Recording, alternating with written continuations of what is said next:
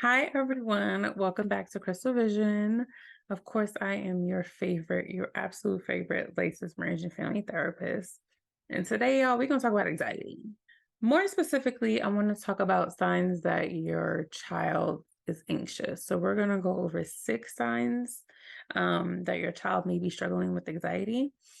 The reason why I wanted to focus on this and do this video is I cannot tell you how many people that I see for anxiety where we can literally pinpoint anxious tendencies at 5 and 6 years old.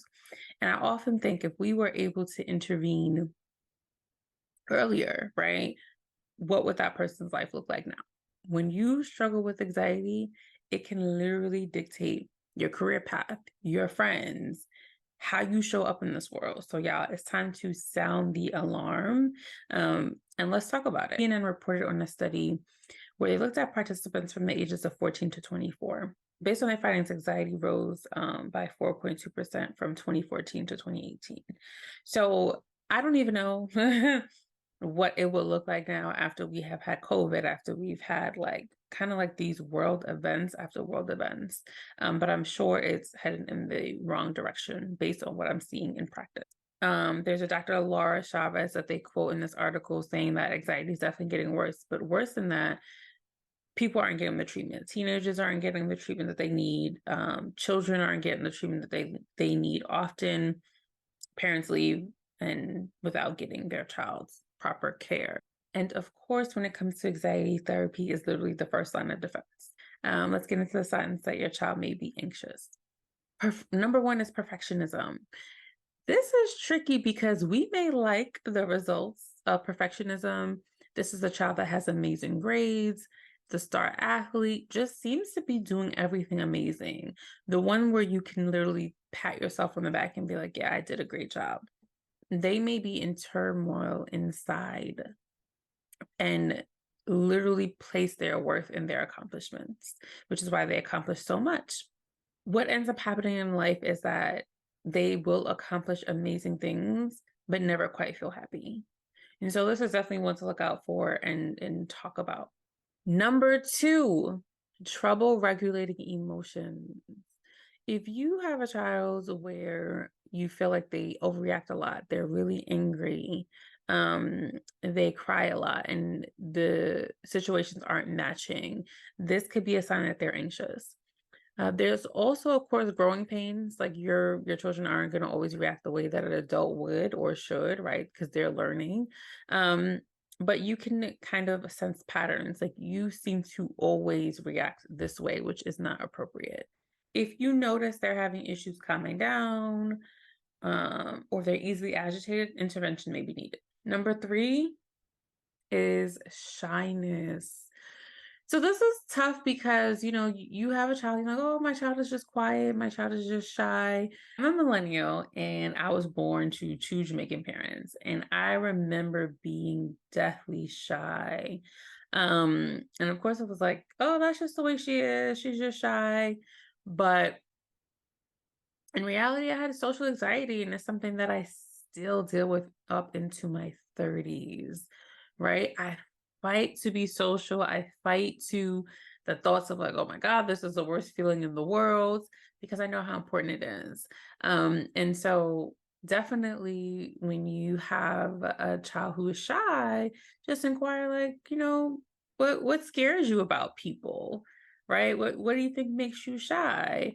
Um, and you'll be surprised because I do think that at 5, at 6, at 7, I could have answered that question. And I wish, my parents did more to break me out of it. I think they did what they could.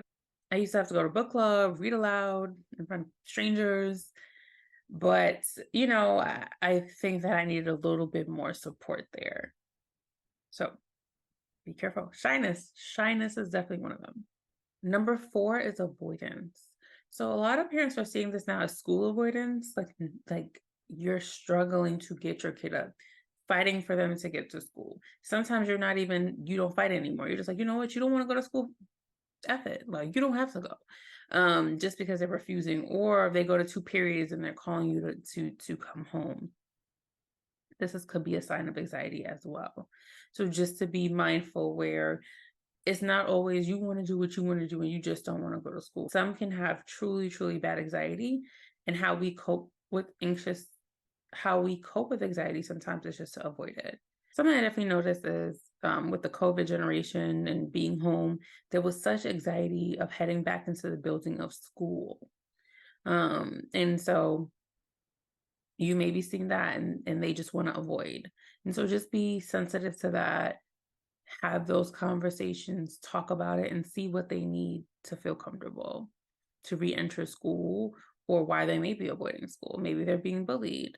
And what I notice is sometimes it's not necessarily being bullied, but feeling like the perception of me is that I'm not liked, right? So wanting to avoid that.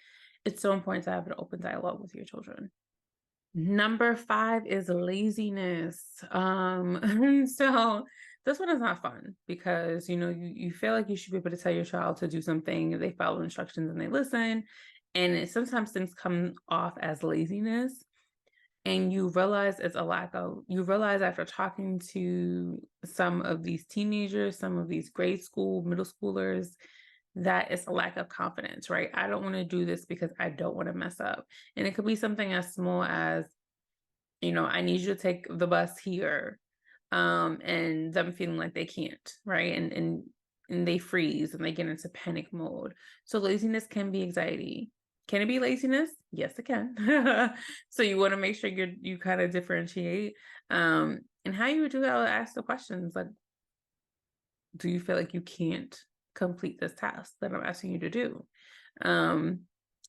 And see what they say. I always say with everyone with anything, be curious.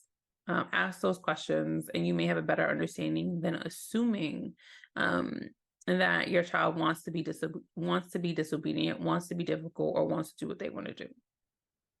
Number 6 is people pleasing. Some adults still do it, so I know that this is easy to see. So this is when you realize that your child lacks appropriate boundaries. People can use them, mistreat them. They're very concerned with how people feel. They want to make people happy with no regard for themselves. This is a double-edged sword because it also could be a sign of low self-esteem, but also a sign of anxiety, right? They want to be liked more than anything. And so if you realize that your child is people pleasing, definitely a sign to get intervention. All right, y'all. So those are the 6 signs that your child may be struggling with anxiety. Just a reminder, there could be signs in children as young as 4 years old. There are observable signs of anxiety. And it can be absolutely crippling. So we want to get intervention as soon as possible. And again, therapy is the first line of defense. We could definitely be a part 2 with additional signs, but these are the 6 most common. And tell me what you think. What were some of your signs growing up of that you had anxiety? And what signs are you seeing now in your nieces and nephews, your children? All right, guys. As always, it's a pleasure. See you next time. Take care.